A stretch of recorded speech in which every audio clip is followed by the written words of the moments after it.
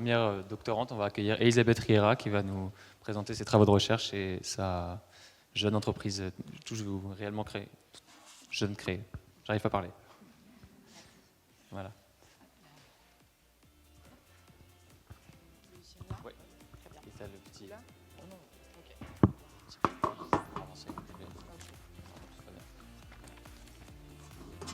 Bonjour à tous et merci pour votre accueil. Je vais prendre un micro aussi. Oui. Hop. Oui, le micro c'est mieux. Donc merci pour votre accueil et merci aussi à la Biomime Expo pour cette invitation et toute cette organisation qui est très bien faite. On est aux petits oignons.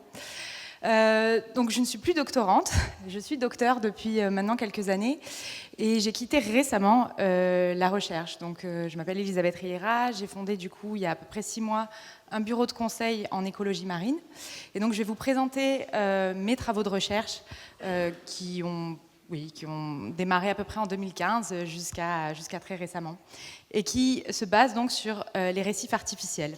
Donc comment ces structures qui sont artificielles, comment on peut essayer justement d'utiliser la bio-inspiration pour les intégrer dans les écosystèmes marins et respecter justement ces écosystèmes. Alors, tout d'abord, on va se concentrer sur la définition des récifs artificiels. Donc, qu'est-ce que sont les récifs artificiels ? Ce sont des structures qu'on immerge délibérément sur le fond marin et qui sont censées imiter des caractéristiques des habitats naturels rocheux, ou des habitats durs. Alors, je vais revenir justement sur le terme délibérément. Ça veut dire qu'en fait, toute structure, comme les épaves par exemple, ne sont pas considérées comme des récifs artificiels. Également, je reviens sur le mot imitation, qui nous intéresse particulièrement dans le cadre de cette exposition et qui ont guidé mes travaux de recherche. Donc effectivement, comment peut-on construire des récifs artificiels qui vont imiter les caractéristiques des habitats naturels ? Alors d'abord, il faut se concentrer sur le lieu dans lequel on va immerger ces récifs artificiels et aussi les objectifs pour lesquels on les immerge. Le lieu, c'est très important parce qu'en fonction de la profondeur à laquelle on va immerger ces récifs, en fonction de la région dans laquelle on les immerge, de la courantologie, de l'exposition, tout cela va du coup engendrer des caractéristiques très particulières des habitats, des habitats adjacents dans lesquels on va les immerger. Et également aussi par rapport aux matériaux qu'on va utiliser pour construire ces récifs artificiels. Car si on se retrouve dans les tropiques ou en Méditerranée ou en Bretagne, on ne va pas avoir le même type de substrat naturel. Et donc si on veut imiter ces substrats naturels, il va donc falloir se concentrer aussi sur ces caractéristiques. Donc justement, on en vient à ces caractéristiques intrinsèques des récifs artificiels, à savoir leur design et leurs matériaux. Et donc le design, on va essayer justement d'améliorer la complexité de ces structures pour s'approcher des habitats que l'on veut imiter. Et le substrat, on va pouvoir jouer aussi sur la qualité des formulations pour pouvoir se rapprocher de la nature. Alors, je vous fais tout d'abord un petit historique des récifs artificiels. On pourrait remonter très loin, jusqu'à l'époque romaine ou encore au XVIIe siècle, où les Japonais immergeaient pas mal de structures justement pour améliorer leur prise de pêche. Mais on va se concentrer un peu plus sur le XXe et XXIe siècle. Donc, dans les années 70-90, on avait peu de conscience écologique à cette époque. Les scientifiques ne s'étaient pas forcément intéressés à ce sujet-là. Et donc, on a fait beaucoup d'erreurs. Toutes sortes d'épaves, que ce soit des plateformes pétrolières ou que ce soit des bateaux, étaient immergés au fond de la mer sans être dépollués. Donc ça a eu des conséquences forcément désastreuses sur l'environnement.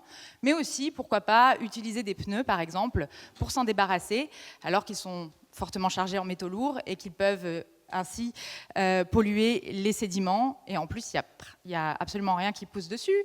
Et les structures que l'on a construites au fur et à mesure se désagrègent et donc on a simplement un champ de pneus sur les fonds meubles et qui pollue véritablement toute la colonne d'eau par la suite. Donc il y a des programmes maintenant pour essayer justement de se débarrasser de ces pneus, de dépolluer ces lieux, mais c'est très compliqué parce qu'à chaque fois qu'on les soulève, eh bien, on va avoir beaucoup d'éléments qui vont se retrouver dans la colonne d'eau, donc ça doit se faire par étapes. Enfin, voilà, c'est très, très, très compliqué. Et donc, à la fin des années 90, les scientifiques ont commencé un petit peu à regarder de plus près ces démarches-là et ils se sont dit, bon, on va essayer un peu de cadrer ce genre de démarche. Et donc, toujours quand même dans un esprit d'utiliser des matériaux à bas coût, mais en essayant d'avoir quand même des structures qui sont moins polluantes. C'est l'ère du béton et des structures géométriques plutôt simples, qu'on va agréger les unes avec les autres pour essayer d'apporter un peu de complexité, mais on est quand même très loin de l'imitation des habitats naturels. Et puis, à la suite de ça, donc, il y a eu carrément une convention de Barcelone qui a cadré véritablement l'immersion des récifs artificiels et qui a véritablement défini que chaque structure qu'on va immerger dans le cadre d'un projet d'immersion de récifs artificiels doit être spécifiquement édifiée pour ces objectifs-là. Faire attention du coup à la structure pour qu'elle soit suffisamment complexe pour répondre aux objectifs, et également faire attention à avoir des matériaux qui sont neutres et qui ne vont pas du coup polluer l'ensemble des environnements. Et à la suite de cela, vers la fin des années 2000, on a l'impression 3D qui arrive et qui là nous fait une explosion en fait en termes de créativité, parce qu'on va pouvoir jouer à la fois sur la forme, on n'est plus contraint par le moulage du béton, hein, qui nous donne des formes assez simples et cubiques.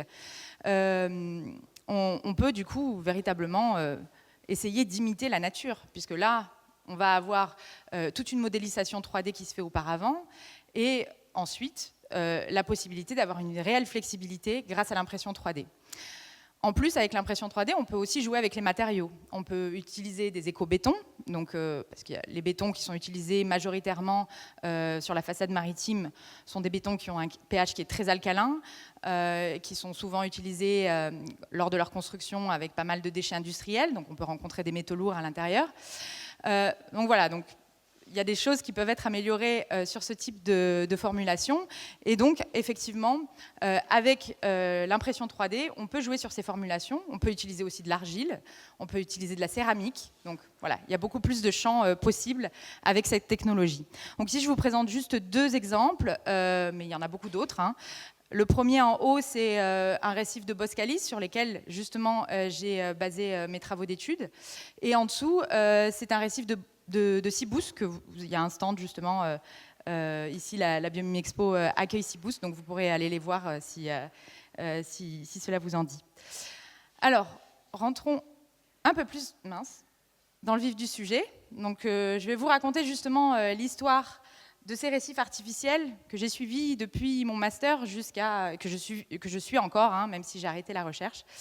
Et donc, ce sont des récifs qui ont été qui font partie d'un programme de recherche soutenu et cofinancé par la Fondation Albert II, par l'association Monégasque pour la protection de la nature, qui est gestionnaire des aires marines protégées de Monaco, et par l'Université Côte d'Azur et le Muséum d'histoire naturelle, qui étaient donc mes co-directions pour ma thèse. Donc, vous voyez ce récif artificiel qui a une complexité assez importante, hein, avec beaucoup de cavités de différentes sortes, soit simples, à simple entrée, multiple entrée, double entrée. On a pas mal de complexité aussi sur le dessus. Et en fait, ce design a été conçu par le professeur Patrice Francourt, qui était mon directeur de thèse. Et qui est donc été expert dans les ressources halieutiques et dans le suivi des communautés benthiques également.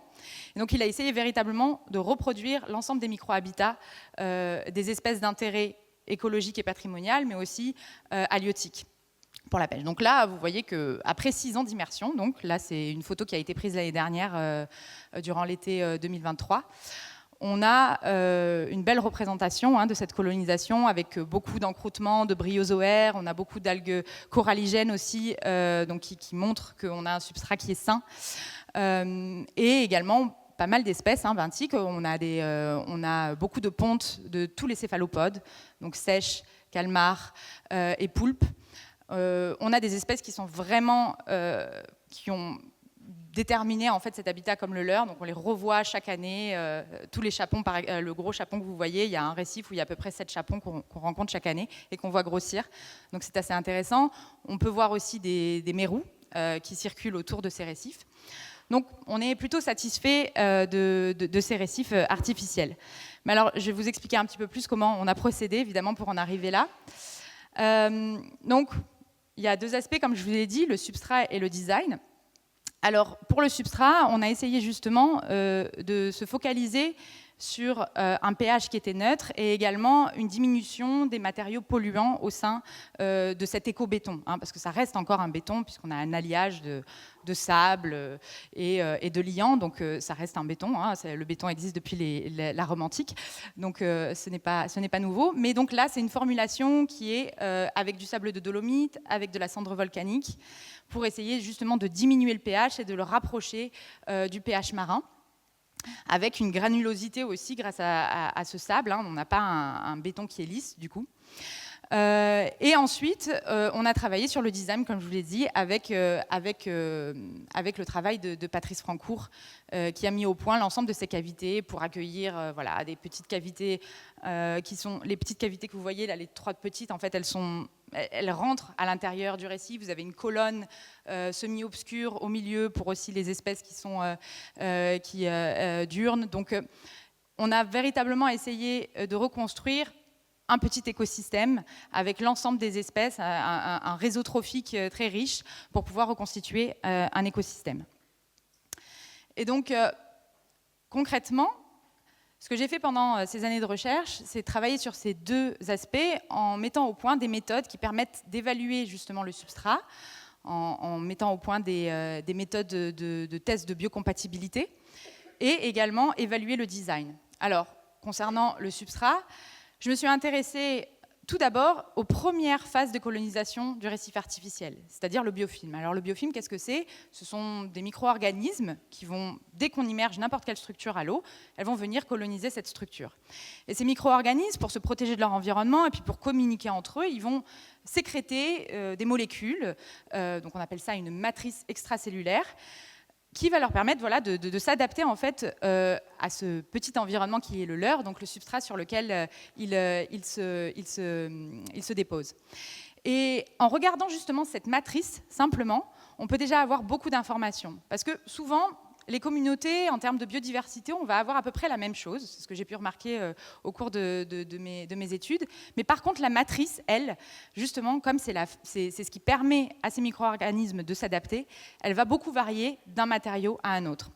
Et donc, par exemple, concernant le pH, quand on a comparé un béton classique avec cette formulation qui avait été faite à base de sable de dolomite, de cendre volcanique, eh bien, on voyait que l'ensemble des polymères extracellulaires s'était adapté à ce matériau-là. Et donc, on avait beaucoup plus de sucre, par exemple, qui était sécrété par le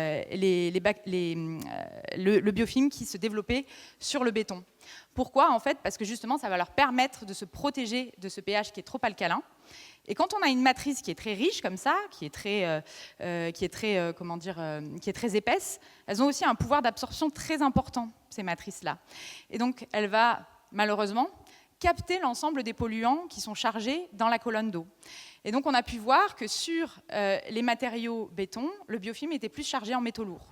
On a voulu voir après plus loin, regarder dans toutes les espèces qui sont fixées, donc les algues, tous les petits vers, etc., tout ce qu'on appelle le macrofouling, hein, ce sont la faune et la flore qui colonisent ensuite le récif, que vous avez pu voir plus tôt.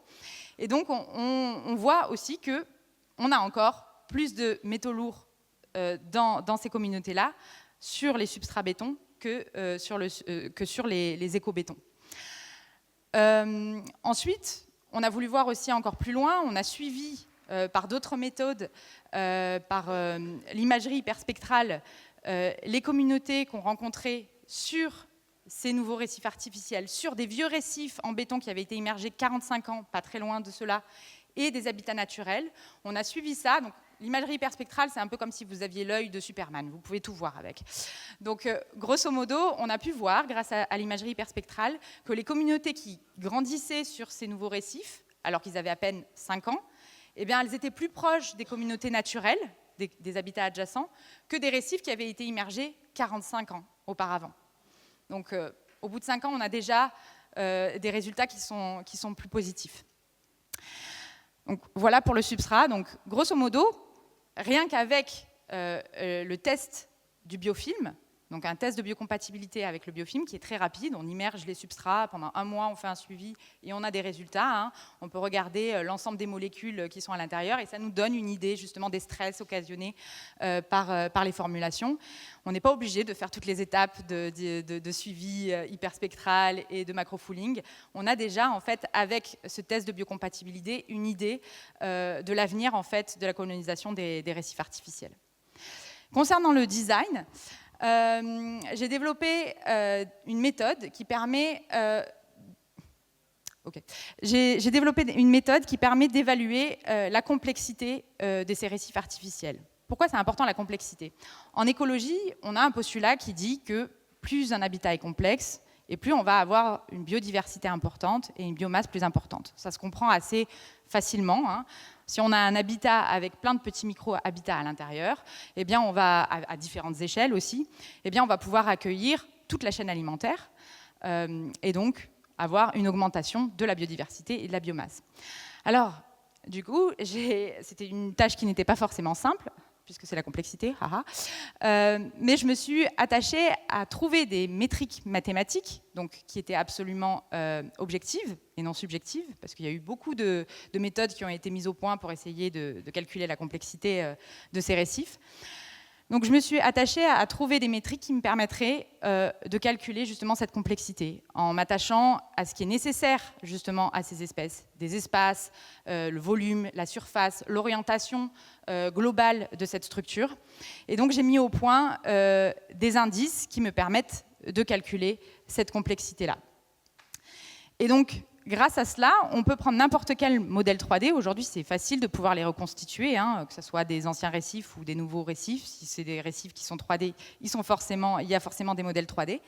Et donc, on peut calculer la complexité et ainsi déterminer leur indice et leur catégorisation. Est-ce que ce sont plutôt des objets plutôt simples? Est-ce qu'ils sont biomimétiques? Et on peut aussi les comparer, par exemple, aujourd'hui, grâce à la photogrammétrie, à des objets naturels. C'est-à-dire qu'on va aller dans le milieu naturel, reconstituer, du coup, peut-être un habitat rocheux ou même un habitat coralligène, et reconstituer cet habitat et le comparer avec la structure que l'on voudrait mettre en place.